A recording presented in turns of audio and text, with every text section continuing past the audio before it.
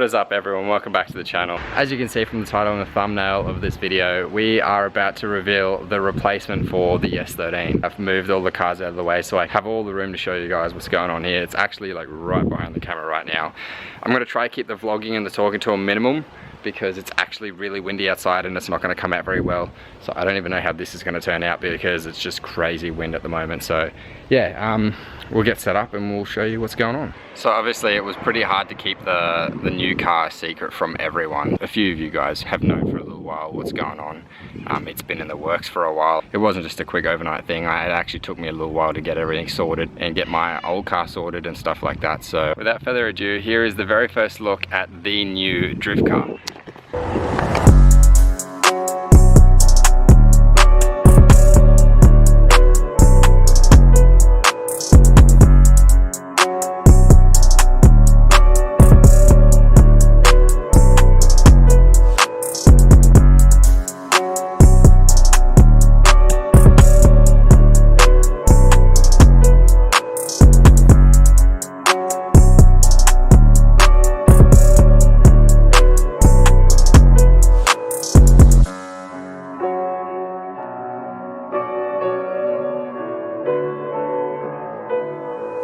So we have here another S13 on our hands. Who would have guessed? Yeah, so the story behind this car is I actually picked it up off some of you guys might know drifter up here, Ben, who used to use this car for competition and then decided to go down a different path himself. So we were all at the track. It was actually at the last roll racing event, standing around talking, and he mentioned that he wanted to get rid of this car.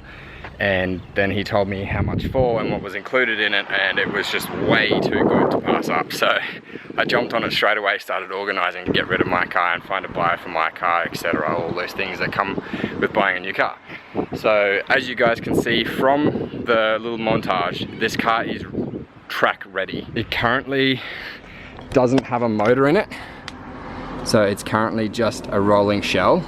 However, I do have lots of motors and spare parts that come with the car, so I'll explain that in a second. So basically, the question we were faced when we bought the car, because it was still a rolling shell, was what are we going to run in it? So it came with 3 SR20s. He had the SR20 in here. It was making, I can't remember exact figures, but it was close to 300 kilowatt, I think. The way I saw it initially was it was a perfect platform to drop a JZ into it, and you know, with my JZ aspirations for my old S13, it kind of just made sense, and the car was sort of like in a really good position with the motor was already out.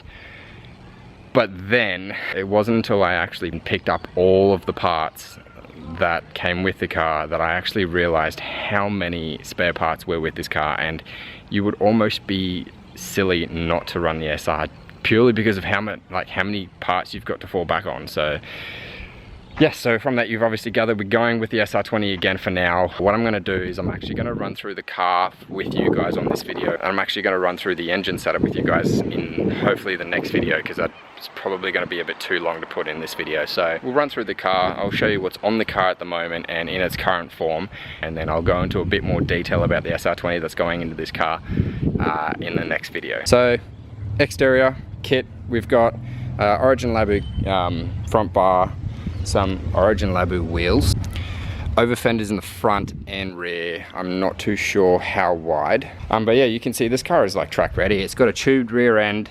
I'll open the boot and we'll get a closer look. We'll start our way from the back and work our way forward.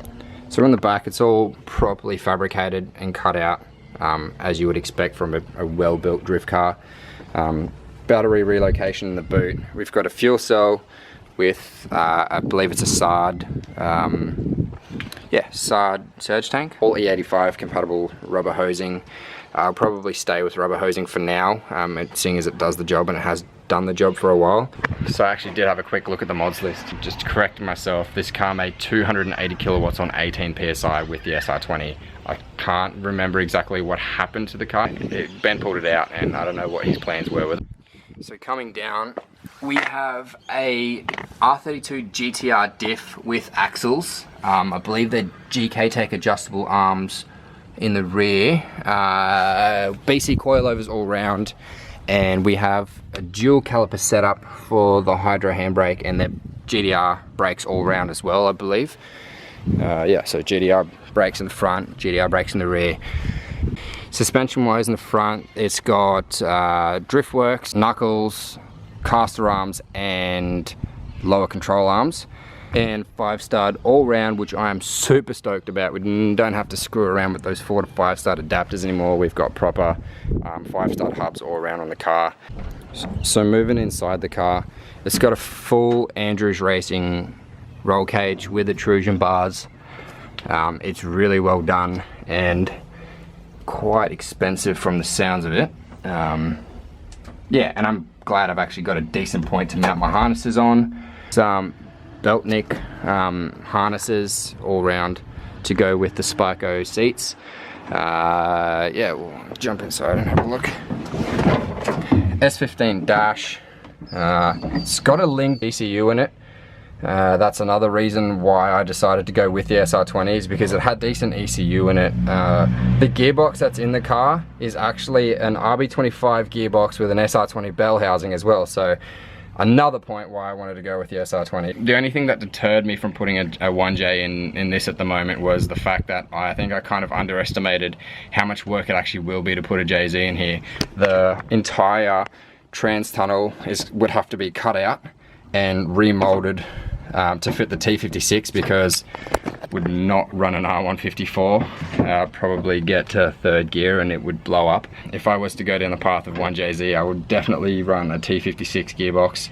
And also another thing I completely forgot to factor in was a custom 1-piece tail shaft, which are not cheap either. So yeah, all those small things add up, and in the end of the day, I'm stuck with a 1JZ. Yes, it's a 1JZ and it's what I've wanted for a while, but I've got no spare parts, and this car came with 3 SR20s. 2 of them were, well, 2.5 of them were usable. There was 3 good blocks, 2 good heads, and yeah, 1 head was Cactus. I've pretty well sat down with Stephen and discussed different options of SR20 setups, and I've got my mindset on what I want now. And yeah, I'm actually really excited for it. I don't think I've been this excited to run an SR20. Hydraulic handbrake, which is going to make things so much easier. And of course, a proper hold-on handle for the passengers. None of this Telstra rope stuff. So yeah, it's a really solid car, and I'm actually super stoked that I managed to score this for what I did. It's just built so well.